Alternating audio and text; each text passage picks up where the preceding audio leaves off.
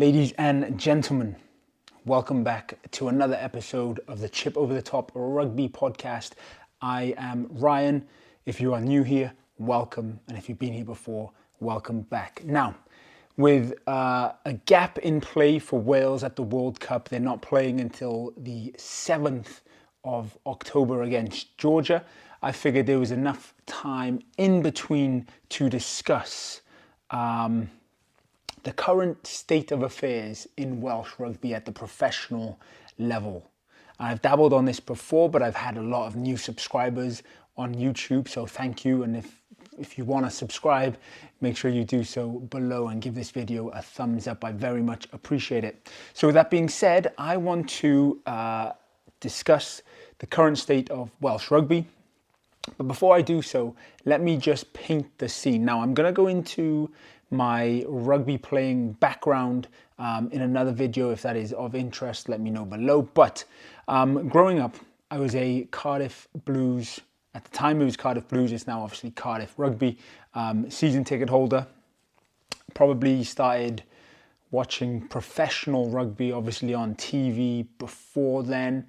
But going to the actual games probably when I was 13, 14 maybe.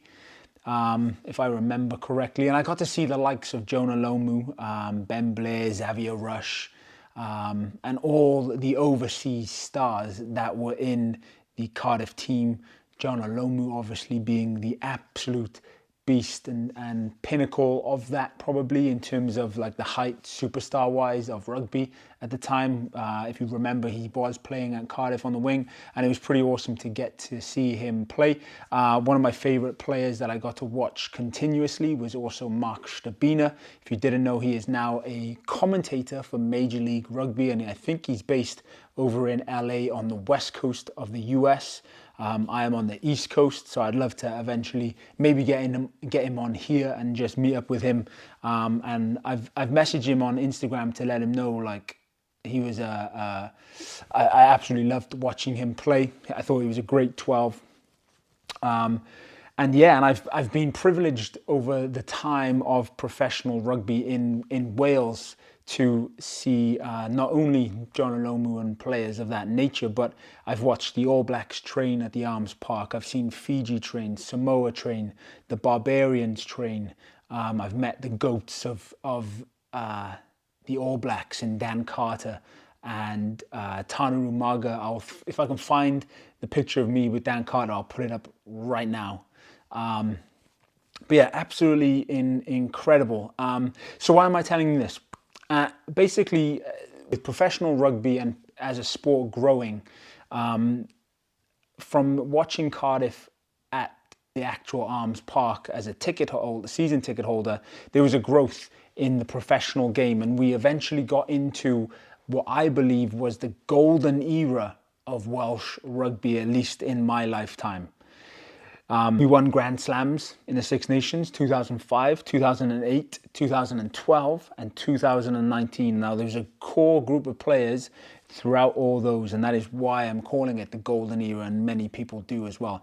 Not only did we win those Grand Slams, but we also won the Six Nations tournament in 2013 and most recently in 2021. Now, those wins and the Grand Slams themselves probably masked a lot of issues that were arising in the Welsh professional game, and they were just being masked over by the Welsh international team's success. Obviously, those cracks will start to appear, and when professional rugby around the world catches up with the tier 1 nations, Georgia, Italy, for example, beating Wales most recently, those cracks start to appear. It's not only at the Welsh rugby international level, regional level, and also grassroots level. So they started to appear in abundance, really, in 2022. And they were obviously there long before then, as well, as many players and many professional heads have said in that time. But it came really to a head in 2023, the beginning of this year. Like, to see where we've gone from, where Welsh Rugby has gone from at the beginning of this year to where it's currently at right now, it's looking promising. What happened at the beginning of this year? Well, Welsh Rugby was in despair. There were threats over player strikes due to finances and budgets, and players not really knowing if they had a contract coming into this up-and-coming season. There were calls for the regions to merge. There was calls for Ospreys and Cardiff to merge, which was absolutely insane because they were the two most successful regions in Welsh Rugby.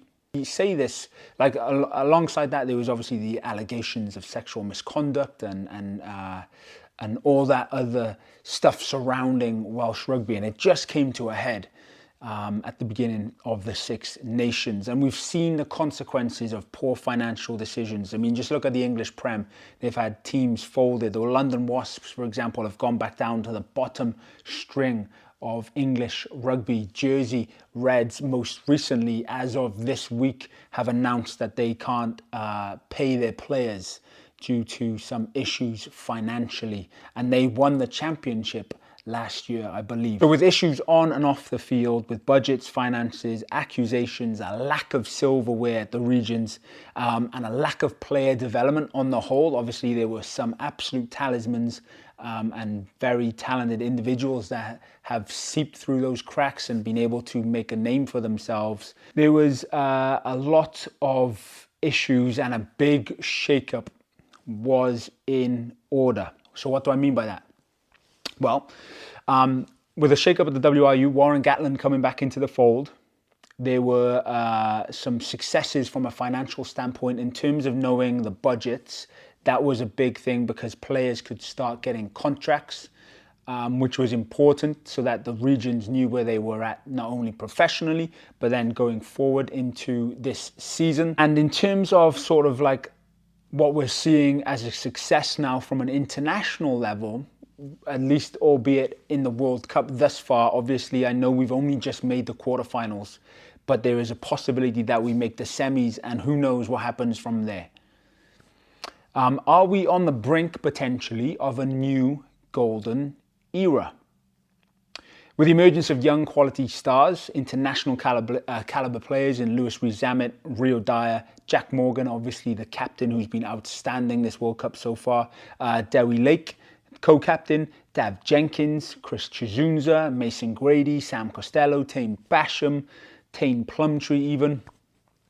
It appears there is a new crop of players that are coming through that can now formulate the spine, because most of those players are early 20s. They can formulate the spine of the Welsh Rugby team going forward for the next 4 years at least and beyond. Obviously, there were still some issues with some international capped players having to, apply their trade in England, for example, notably Joe Hawkins at Ospreys, who's now gone to Gloucester to play there. He was tipped to be the next big 12/10 playmaker for Wales. Max Llewellyn, another one from Cardiff, heading over to, I believe, Exeter or Gloucester as well.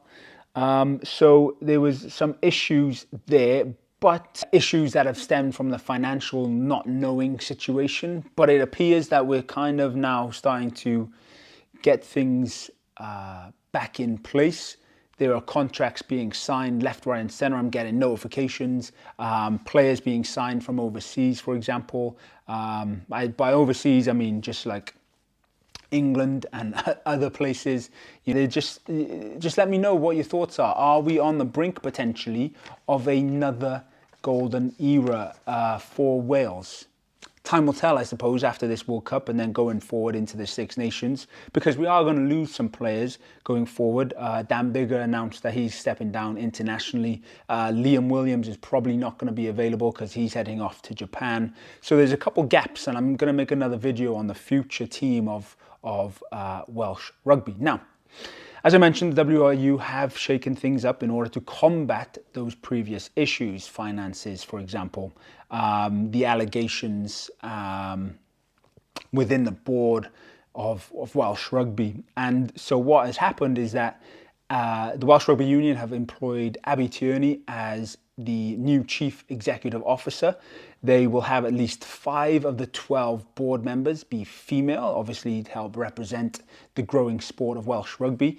And they've proposed a new semi-professional league to help bridge the gap between professional game and the amateur game, because that is one of the issues that is being seen, is that there's so much money being pumped into the international squad, who are obviously going to get all the benefits and everything, the player facilities and the contracts there. But then there's going to be a gap, obviously, between the skill levels that you're seeing coming from the grassroots up to that standard. So this semi-professional league that they've created is to try and mitigate that and to try and bridge that gap.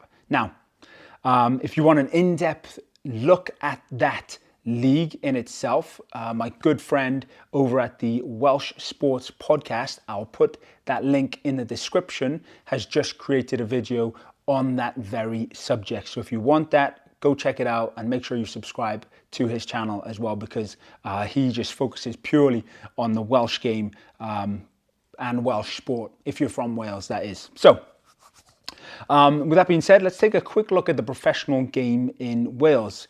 As we know, there are currently 4 teams in the Welsh professional setup. That is the Scarlets, the Ospreys, the Dragons and Cardiff. Now, you're probably asking me, are you still a Cardiff fan? Well, since moving to America, I've just become more of a fan of Welsh rugby in general on the whole. And with that being said, if anyone has connections to any of the kit availability and wants to send me some, maybe like a little jersey collection, comment below, because that would be absolutely fantastic. I already have a Cardiff jersey, but I do like the new one. I don't have an Ospreys jersey. I do have an Ospreys Thermo Reg Canterbury hoodie, which is very nice, by the way.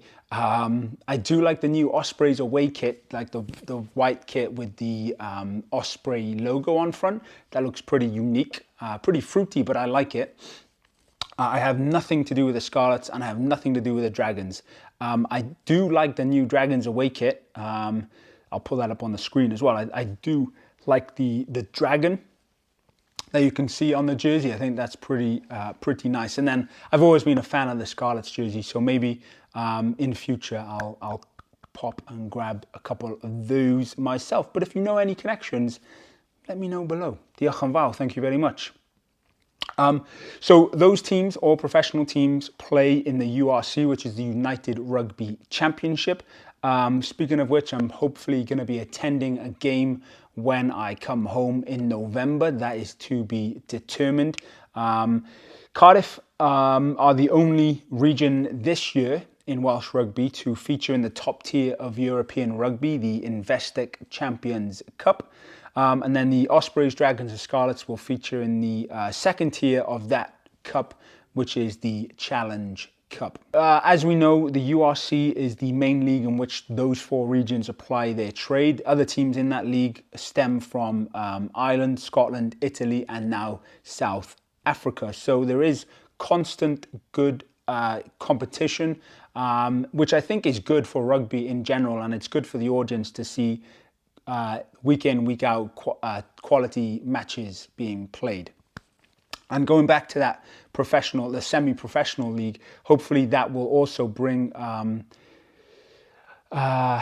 attendance up in those sort of grassroots semi-pro kind of areas as well. I think that's the plan. Fingers crossed that does happen, because I think it's just good for the game in Wales in general on the whole. With that being said, the URC will be getting underway with round 1 on the 21st of October, 1 week before the end of the World Cup. But luckily for us, there are some Welsh derbies that are being played pre-season wise that happened today. Cardiff beating Scarlets 21 points to 12. And then tomorrow, the Dragons taking on Ospreys. And so with a lot of international stars, obviously from those regions, in the Rugby World Cup squad, there's plenty of opportunity to see up-and-coming players from like the academies, for example, the under-20 Welsh Welsh team to see them step up basically and see if they can put their forward and vouch for a spot in the starting 15 or at least in the starting 23 or maybe be the second choice option. Personally, looking forward to seeing what the newly acquired fly half for Cardiff can do, Tynus de Bria. Some of his highlights aren't the best, but Cardiff are without a true fly half, and he's the only one now that is there. Obviously, there are other fly half options that can play fly half for Cardiff, but he was brought in and he's going to do the job hopefully for them. Kai Evans for the Dragons, who was just with the Welsh squad in training camp and everything like that. Hopefully he can take what he's learned from the Welsh training camp and apply it to the Dragons. I really hope the Dragons do step up because they have gone, if you didn't know, to private ownership as well, which I think is good for them and good for the game in Wales. Ioan Lloyd at Scarlets, he could be a future fly half. Which is pretty awesome. And obviously then Kieran Williams, who was unfortunate to miss out on the World Cup squad, I believe. But I think he'll be vouching to get back on the field and just show Warren Gatland what he missed out on. And hopefully he's up for selection in the Six Nations in next year, in the beginning of the year. So with that being said, finally, talking about just to wrap up the professional kind of game, there is a Welsh women game today, technically, as you're watching this. They're playing USA up in Colwyn Bay. And why am I bringing that into this video? Well, they do encompass the professional game in Wales now. As we know, there are now 32 full-time professional contracts in that Welsh women's squad, which is 7 more than there was in the previous Six Nations, which I think is exciting and good news for the game of Welsh rugby for the women and just in general, because with 25 professional contracts, Wales were able to finish 3rd in the last Six Nations. So hopefully this improvement and some competition in camp and in the training will be able to bring that up, and maybe they can push 2nd or 1st or just continue to develop and grow as a whole. They do take on USA, as I said, which features new caps in Caris Cox, who starts on the wing, and Nell Metcalf, who will be providing cover in the backs off the bench. Hannah Jones, once again, captaining in the squad outside centre, with Jasmine Joyce on the wing, and new starting fly half. With the retirement of Elle Snowsill in Robin Wilkins. She will try and cement her place in the starting 10 jersey. Now, like I said, I will be doing a deep dive into the regions of the professional game, looking at Cardiff, Scarlets, Dragons and Ospreys individually in a video, taking a look at their squads, taking a look at players to look out for, players to watch for, who am I most excited to see. Especially as in November, like I've already mentioned, there's a possibility I will be heading to the Welsh Derby, either between Scarlets and Ospreys on the 24th, or just going to watch Cardiff v the DHL Stormers at the Arms Park. But I'm leaning more towards the Welsh Derby so that I can see more of the Welsh players playing. So based on the current success of the World Cup, is this the success that is a catalyst and bringing in those changes at the Welsh level in terms of the regions, the finances, the changing at the top with the CEO, the new professional, semi-professional league that is. With those changes, are we potentially on the brink of a new golden era of Welsh rugby? That is a question I'm going to pass on to you. Let me know your thoughts below. And I only say that because obviously we have players now like Jack Morgan. He reminds me so much of Sam Warburton, possibly a little bit more skilled. Those 50-22s and the crossfields that he's doing are absolutely sensational. And obviously Lewis Rees-Zammit, the absolute superstar that is out back for Wales. So let me know your thoughts. Are we on the brink of another golden era for Welsh rugby? If we are, let me know below. If you made it this far, diolch yn fawr. Thank you very much for watching. I very much appreciate your time. And just let me know how you think the professional game in Wales is is currently situated and how it's going to be moving forward with those changes at foot. So subscribe for more. Thank you very much for watching. Who's enjoying the World Cup thus far? Obviously, New Zealand beating Italy quite emphatically today. Do feel sorry for the Ayatais, but there we go. Cymru am byth, October 7th, Wales v Georgia. I'm going to release some videos on that game up and coming very, very soon. So once again, thank you very much. Like the video, subscribe for more. I'll catch you in the next one.